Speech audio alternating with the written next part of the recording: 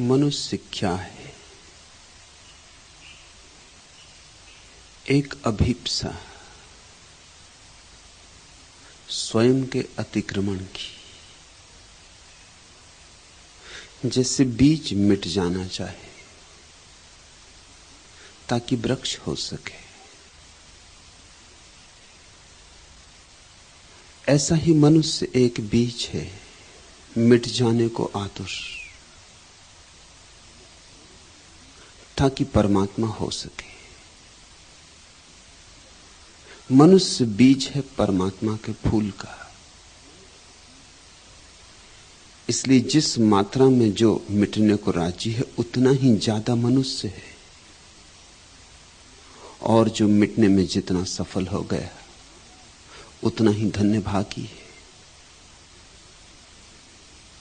मनुष्य एक प्रार्थना है लीन हो जाने की, क्योंकि होने में पीड़ा है। जैसे नदी दौड़ती है सागर की तरफ, पर्वतों को पार करती, मैदानों को पार करती, एक महत सागर मिलन की प्रार्थना लिए। और सागर मिलन में होगा क्या? नदी खो जाएगी, लेकिन खो जाने में सागर भी हो जाएगी। ऐसा ही मनुष्य एक चैतन्य का सरित प्रवाह है जो जा रहा है अनंत की तरफ। सीमा पीड़ा देती है, असीम आनंद। जहां जहां सीमा है वहां वहां कारागृह है। मनुष्य एक कामना है सारी सीमाओं के पार पंखों को खोलकर उड़ जाने की। इसलिए जिस मनुष्य के जीवन में अपने से पार जाने का सपना पैदा नहीं हुआ, वह देखने में मनुष्य जैसा लगता हो, उसके भीतर मनुष्यता नहीं जन्मी।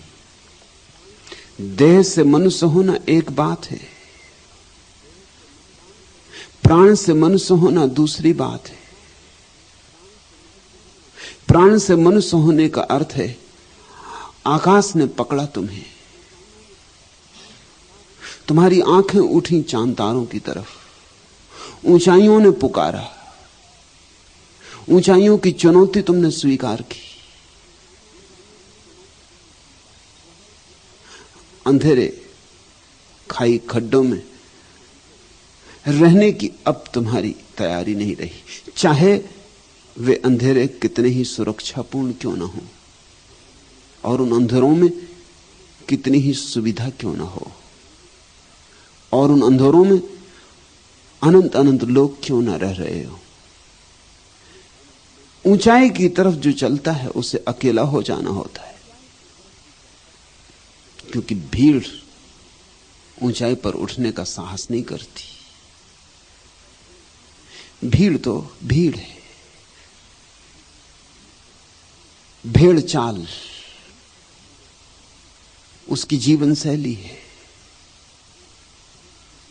जहां सारी भीड़ जा रही है वहीं अगर तुम जा रहे हो तो तुम अभी आत्मवान नहीं हो। आत्मवान का अर्थ होता है अकेले जाने की सामर्थ्य,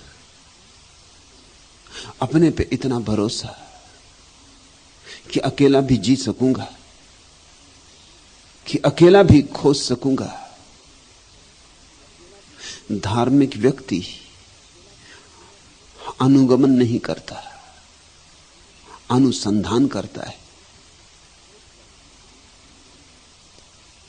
धार्मिक व्यक्ति खोज करता है, विश्वास नहीं करता। विश्वासी को भूलकर भी धार्मिक मत समझना। विश्वासी धोखा खा रहा है और धोखा दे रहा है।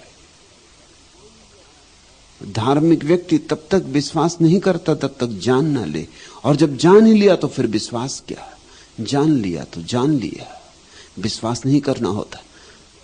सुबह उगते सूरज पर तुम विश्वास थोड़ी करते हो, या कि करते हो, या कि विवाद खड़ा होता है कि माने सूरज को कि न माने, कि आस्तिक और नास्तिक होते हैं, नहीं, जब सूरज उगता दिखाई पड़ता है तो विश्वास अविश्वास की बात ही नहीं रह जाती।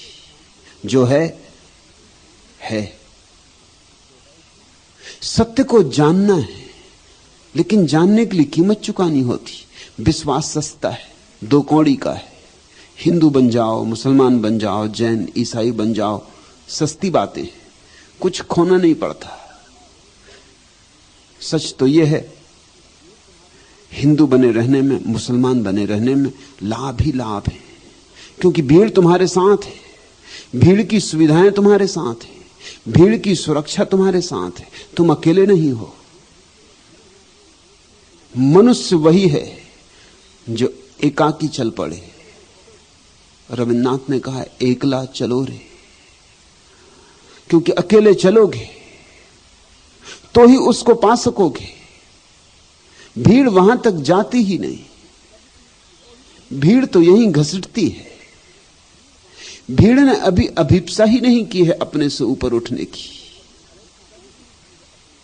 जिसके भीतर आकांक्षा जगी है कि जैसा मैं हूं, जहां हूं, इतना काफी नहीं है, इससे तृप्ति नहीं होती,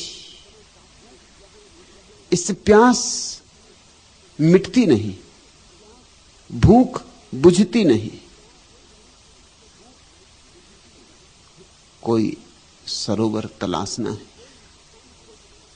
जहां प्यास बुझे, कोई स्थान खोजना है जहां सिर झुके, और कोई सागर खोजना है जहां सारी सीमाओं को तोड़कर मैं लीन हो सकूं। मैं भाव, अहंकार सीमा है,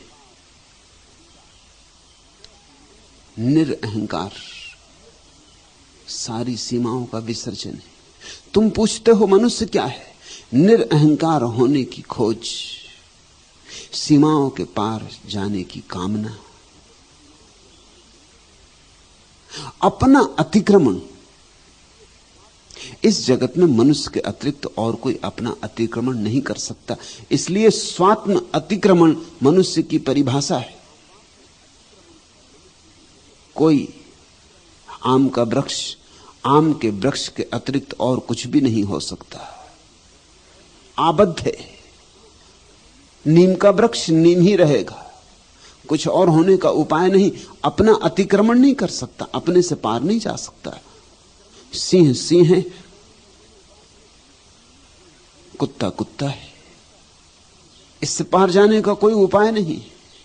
सिर्फ आदमी की क्षमता है कि आदमी के पार जा सकता है, बुद्धत्व को पा सकता है, भगवत्ता पा सकता है। ये मनुष्य का गौरव भी है और मनुष्य की यातना भी। गौरव क्योंकि ये संभावना खुली है, पूरा आकाश उसका है, हाथ फैलाए तो सारा अस्तित्व उसका है, अपने आलिंगन में ले ले सारे अस्तित्व को, इसलिए गौरव। यातना भी बहुत है, यातना इसलिए कि जहां भी है वहीं चैन नहीं पाएगा, बेचैनी बनी ही रहेगी, और आगे और आगे ये दौड़ जारी रहेगी। एक महत्व यातना भीतर मौजूद रहेगी, तनाव बना रहेगा। कोई पशु पक्षी तनाव में नहीं, क्योंकि जो है कुछ और होना नहीं है। मनुष्य की तकलीफ, मनुष्य की पीड़ा, उसका विषाद, उसका संताप कि जो है उतने से राजी नहीं है, कुछ और होना है। उसके भीतर एक गहन तीर की तरह चुभी हुई वासना है, कुछ और होना है। आश्वस्त होकर बैठ नहीं सकता, यात्रा करनी। मनुष्य एक यात्रा है, कोई पशु पक्षी यात्रा नहीं, मनुष्य भर एक यात्रा है। और अगर धन की यात्रा की, पद की यात्रा की, तो यात्रा ही रह जाओगे। अगर धर्म की यात्रा की तो तीर्थ यात्रा हो जाओगे। काशी और काबा जाने से तीर्थ यात्रा नहीं होती।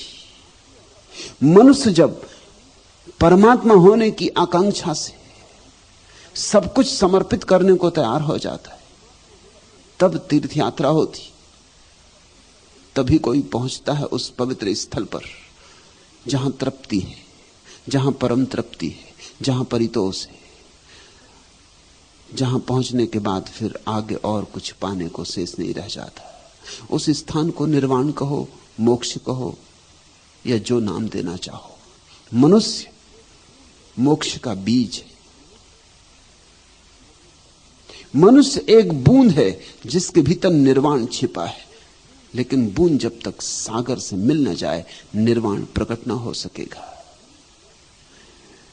मनुष्य खिले तो उसमें से परमात्मा की सुगंध उठती, और इसलिए जब तक तुम परमात्मा न हो जाओगे तब तक कोई उपाय नहीं है सांत्वना का।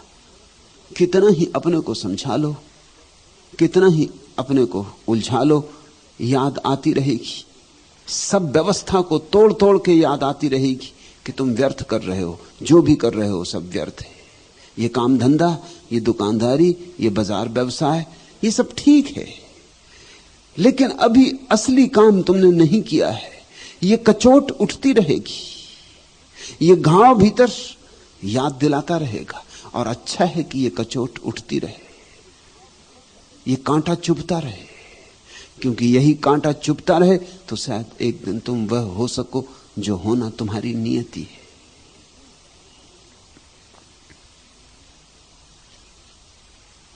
रूह कालिब से निकलकर असल में गुम हो गई, नए से होते ही जुदा नगमा परेशान हो गया। जैसे बांसुरी से कोई स्वर निकल जाता है और बांसुरी से अलग होते ही परेशान हो जाता है, नए से होते ही जुदा नगमा परेशान हो गया। जैसे कोई बांसुरी का स्वर भटक गया बांसुरी से और परेशान है, और अपने मूल स्वर को, अपने मूल स्रोत को, उद्गम को खोजने चला है। ऐसा मनुष्य है। बांसुरी से जुदा हो गया स्वर, परमात्मा से दूर निकल गई किरण, अपने घर से भटक गया यात्री। रूह कालिब से निकलकर असल में गुम हो गई, और एक दिन इस देह के ऊपर उठकर असलियत में गुम हो जाना है। रूह कालिब से निकलकर असल में गुम हो गई। वो जो असली है, वह जो यथार्थ है,